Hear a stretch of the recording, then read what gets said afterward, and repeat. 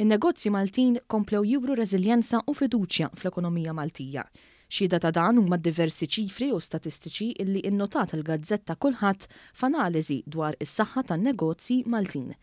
Iċ-ċifri juru kontrast qawwi tal-mod kif in-negozji qegħdin jaġixxu fi żmien il-pandemija meta mqabbla mal-kriżi finanzjarja tal-2008.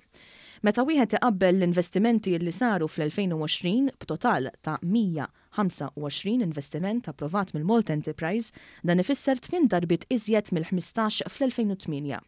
Kien innotat ukoll kif l-investimenti waqt il-pandemija fl-2020 ma kinux affettwati jekk kif baqgħu stabbli meta mqabbla ma' snin ta' qabel. Dan al kontrarju ta' dak li ġara wara l-2008 meta l-investimenti damu biex irkupraw.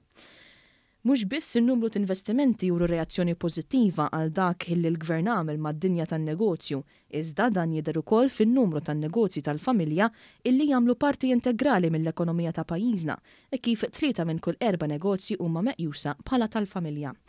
Dawn in-negozji li jimpjegaw mal-40,000 persuna żdiedu b'40%, e kif it-total laħaq il-188 negozju tal-familja, b'80 minnhom fetħu il-bibien tagħhom matul is-sena illi għaddiet.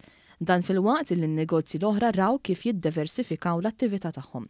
Din il-fiduċja kienet xprunata minn investiment li sar mill-Gvern f'diversi għajnuniet li jingħataw lin-negozji, fosthom sussidji fil-kirjiet, differimenti tat-taxxa, kif ukoll il-Covid Wage Supplement illi salva eluf ta' impjiegi.